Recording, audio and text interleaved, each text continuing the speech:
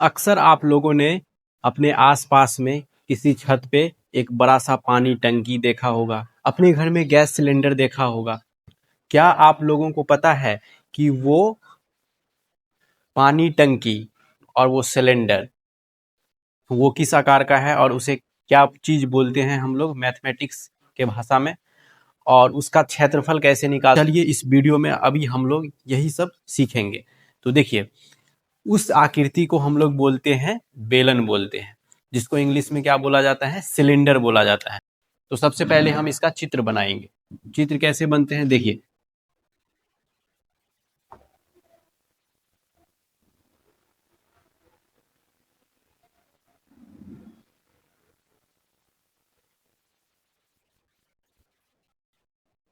तो ये एक ठोस आकृति हुआ, इसमें तीन चित्र लगा हुआ, एक आयताकार चित्र है और ऊपर में भी एक वृत्त है और नीचे में भी एक वृत्त है। तो वृत्त तो आप समझते हैं बीच में एक केंद्र बिंदु है, यहाँ से यहाँ तक की दूरी को क्या बोलते हैं, त्रिज्या बोलते हैं, जिसको आर से डिनोट किया जाता है। इसको हम लोग बोलते हैं त्रिज्या। क्या बोलते हैं, त्रिज्या। और ये भी इसका त्रिज्या ही हो गया, दोनों वृत्त समान वृत्त है ये। और यहाँ से यहाँ तक की दूरी इसकी क्या कहलाती है, ऊंचाई h कहलाती है।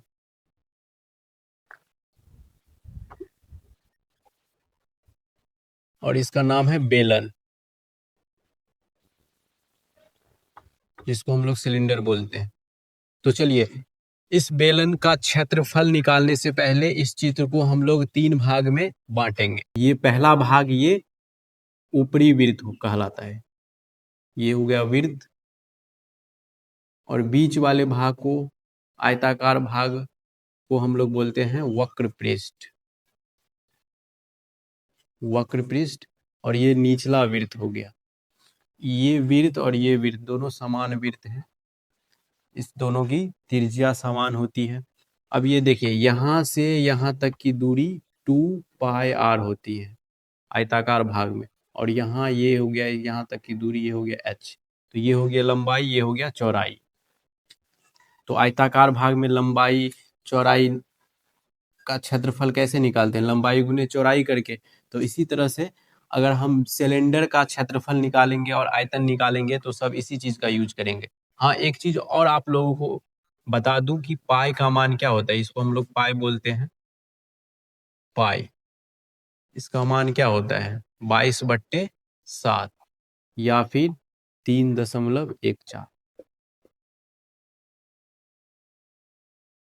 अब देखिए, बेलन का वक्र पृष्ठ क्षेत्रफल बराबर क्या हो जाएगा। देखिए, बेलन का वक्र पृष्ठ क्षेत्रफल, तो वक्र पृष्ठ बेलन का ये है, तो वक्र पृष्ठ क्षेत्रफल आयताकार भाग है। तो आयताकार भाग का क्षेत्रफल क्या होता है, लंबाई गुने चौड़ाई। तो लंबाई कितना है 2πr, चौड़ाई कितना है h। तो ये क्या हो जाएगा 2πrh। तो बेलन का वक्र पृष्ठ क्षेत्रफल हो जाएगा 2πrh। इसी तरह बेलन का संपूर्ण, संपूर्ण बोलिए या कुल बोलिए, संपूर्ण या कुल पृष्ठ क्षेत्रफल, क्षेत्रफल बराबर क्या हो जाएगा। देखिए, तो संपूर्ण में सब आ जाएगा, तीनों चित्र आ जाएगा। तो एक वृत्त का क्षेत्रफल क्या होता है, πr²। तो दो वृत्त का क्षेत्रफल हो जाएगा 2πr²। तो वृत्त का पहले क्षेत्रफल लिख देते हैं 2πr²। दो वृत्त का क्षेत्रफल लिख दिए, फिर उसमें ऐड कर देंगे क्योंकि कुल है, तो कुल एक वक्र पृष्ठ भाग का भी क्षेत्रफल जोड़ना पड़ेगा।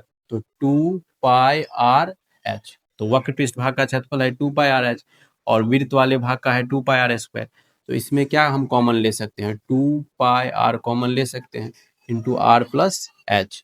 तो बेलन का संपूर्ण और कुल पृष्ठ क्षेत्रफल हो जाएगा 2πr इंटू r+h। अब बेलन का आयतन निकालेंगे। बेलन का आयतन बराबर, तो बेलन का आयतन क्या होता है, आयतन जिसको हम लोग इंग्लिश में बोलते हैं वॉल्यूम, तो अंदर वाला भाग है ये। तो आयतन में लंबाई चौड़ाई ऊंचाई सब देखा जाता है। तो बेलन की ऊंचाई कितनी है, h है, और इसका जो है होता है पाई आर स्क्वायर एच। तो बेलन का आयतन जिसको V से डिनोट किया जाता है इंग्लिश में, तो बेलन का आयतन बराबर क्या हो जाएगा, पाई आर स्क्वायर एच।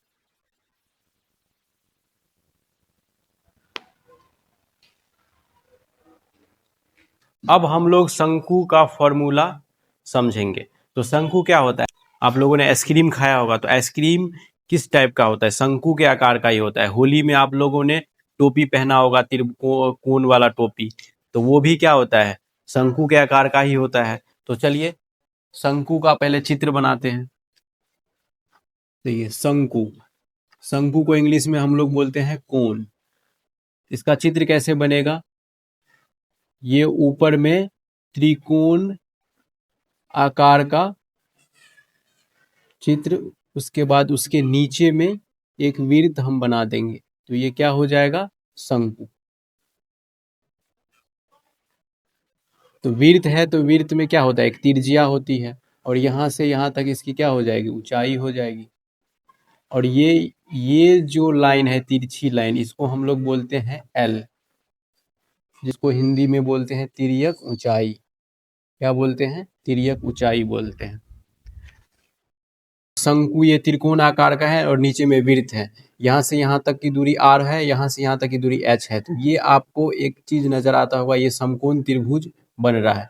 तो समकोण त्रिभुज में क्या होता है, आधार होता है, लंब होता है और कर्ण होता है। कर्ण बराबर क्या होता है, रूट अंडर लंब स्क्वायर जोड़ आधार स्क्वायर। तो यहाँ पे हम लोगों के लिए शंकु में कर्ण क्या है, एल है, तो पहले एल का मान निकालेंगे। तो तिर्यक ऊंचाई लिखेंगे, तिर्यक ऊंचाई एल बराबर क्या हो जाएगा, क्योंकि ये कर्ण है तो रूट अंडर क्या हो जाएगा, लंब स्क्वायर। तो लंब में क्या है, एच है, तो एच का स्क्वायर और प्लस आधार में क्या है, आर है, तो आर का स्क्वायर। ठीक उसी प्रकार हम लोग एच और आर का भी मान निकालेंगे इसी फॉर्मूला से। तो ऊंचाई क्या हो जाएगा, ऊंचाई शंकु की ऊंचाई एच बराबर क्या हो जाएगा, रूट अंडर कर्ण स्क्वायर माइनस आधार स्क्वायर, यानी कि L square minus R square. तो त्रिज्या क्या हो जाएगा शंकु की, त्रिज्या आर बराबर root under L square minus H square हो जाएगा। अब शंकु का वक्र पृष्ठ क्षेत्रफल लिखिए, शंकु का वक्र पृष्ठ क्षेत्रफल, शंकु का वक्र पृष्ठ क्षेत्रफल क्या होता है, पाई आर एल। इसी तरह से शंकु का संपूर्ण या फिर कुल पृष्ठ क्षेत्रफल, क्षेत्रफल बराबर pi r into l plus r होता है। शंकु का आयतन बराबर क्या हो जाएगा, 1/3 पाई आर स्क्वायर एच। आयतन को भी से डिनोट किया जाता है। तो ये रहा हम लोगों का शंकु से रिलेटेड सभी फॉर्मूलाज।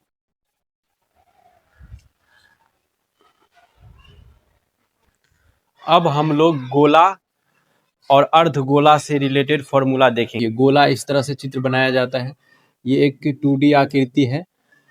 तो इसमें आपको दो वृत्त नजर आता होगा, एक वृत्त की त्रिज्या यहाँ से यहाँ तक हो गई और एक वृत्त की त्रिज्या यहाँ से यहाँ तक हो गई। तो ये हो गई दो वृत्त की त्रिज्या। देखिए गोला का इंग्लिश क्या होता है, स्फेयर। गोला को हम लोग स्फेयर बोलते हैं। तो इसमें ये आर है, ये भी, ये इस वृत्त के लिए यहाँ से यहाँ तक आर है, और यहाँ से यहाँ तक आर जो है इस वृत्त के लिए। आर का मतलब क्या होता है, त्रिज्या होता है। तो अब वक्र पृष्ठ क्षेत्रफल बराबर, दो वृत्त है तो 2 पाई आर स्क्वायर और 2 पाई आर स्क्वायर क्या हो जाएगा, 4 पाई आर स्क्वायर। गोला का आयतन क्या हो जाएगा, गोला का आयतन बराबर 4/3 पाई आर क्यूब। इसी तरह से हम लोग अर्धगोला,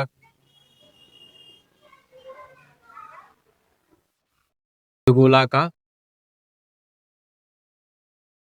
अर्धगोला का वक्र पृष्ठ क्षेत्रफल हो जाएगा 2πr²। अर्धगोला का संपूर्ण या फिर कुल पृष्ठ क्षेत्रफल बराबर 3πr²।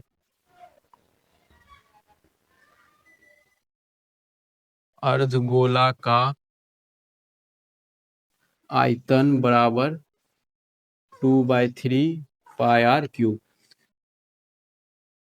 और इसका चित्र किस तरह से बनेगा, इसी का आधा कर देंगे तो हम क्या हो जाएगा, ये अर्धगोला हो जाएगा।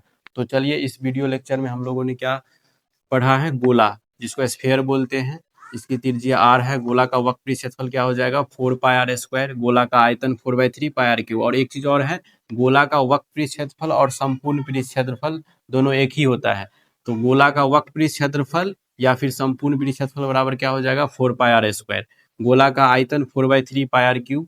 अब इसी तरह से अर्धगोला में इसका आधा कर देंगे, अर्धगोला का वक्र क्षेत्रफल 2πr², अर्धगोला का संपूर्ण पृष्ठ क्षेत्रफल या कुल पृष्ठ क्षेत्रफल 3πr², अर्धगोला का आयतन बराबर 2/3πr³।